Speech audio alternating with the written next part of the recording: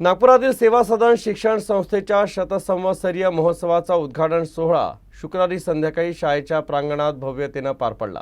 यावेळी केंद्रीय मंत्री नितीन गडकरी, अयोध्येतील श्रीराम जन्मभूमी न्यासाचे कोषाध्यक्ष गोविंदगिरी महाराज, संस्थेच्या अध्यक्षा कांचन गडकरी तसंच संस्थेचे पदाधिकारी आणि अनेक गणमान्य नागरिक यावेळी उपस्थित होते।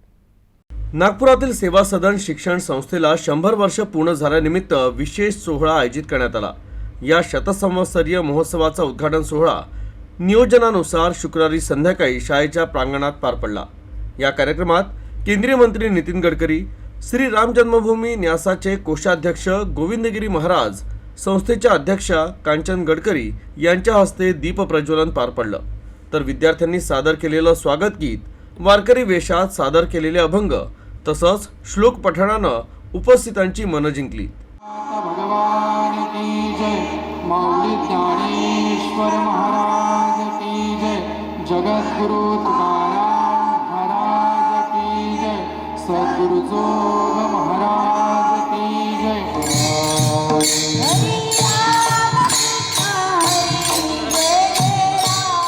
राम मंदिर जन्मभूमी न्यासाचे कोषाध्यक्ष आणि आध्यात्मिक गुरु गोविंदगिरी महाराज यांच्या हस्ते रमाबाई रानडे स्मृती शिक्षण प्रबोधन पुरस्काराचं वितरण करण्यात आलं।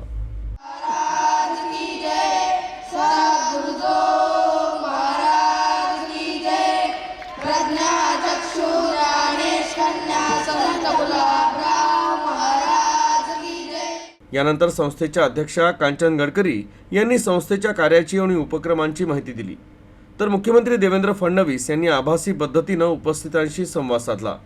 त्यानंतर केंद्रीय मंत्री नितीन गडकरी यांनी उपस्थितांशी संवाद साधला आणि संस्थेनं 100 वर्ष अविरतपणे विद्यार्थी घडवण्याचा ज्ञानयज्ञ सुरू ठेवण्याबद्दल शिक्षकांचं आणि संस्थेचं कौतुक केलं। त्या काळामध्ये विशेषतः महिलांमध्ये शिक्षणाचा प्रसार व्हावा आणि समाजातली विषमता दूरून महिला देखील पुरुषांच्या बरोबरीने समाजात उभ्या राहाव्या, अशा प्रकारचा विचार रमाबाई रानडे यांनी एक तत्वनिष्ठा म्हणून स्वीकारला।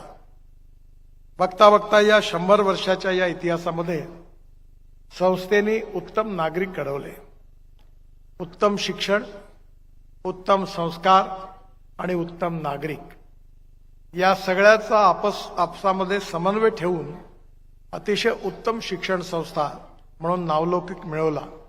तर गोविंददेवगिरी महाराज यांनी उपस्थितांशी संवाद साधत मार्गदर्शन केलं। शताब्दी वर्ष आप शिक्षण संस्था का मना रहे हैं। याद कीजिए उन पूर्व आपके कार्यकर्ताओं को, संस्थापकों को, और जिन लोगों ने इस संस्था को चलाया उन्होंने कितना समर्पण किया होगा। आज तो बहुत सारी बातें आसान हो गई है, उस समय आसान कुछ भी नहीं था, बहुत कठिन था।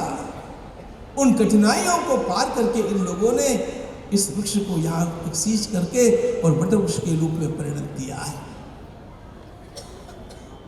इसलिए हम लोगों का भी कर्तव्य होता है कि जैसे उन्होंने अत्यंत परिश्रम से इन कार्यों को संपादित किया, हम लोगों को भी उसी प्रकार की प्रेरणा लेकर के उसी परिश्रम के साथ लेकिन उसी दिशा में उस कार्य को आगे बढ़ाना चाहिए।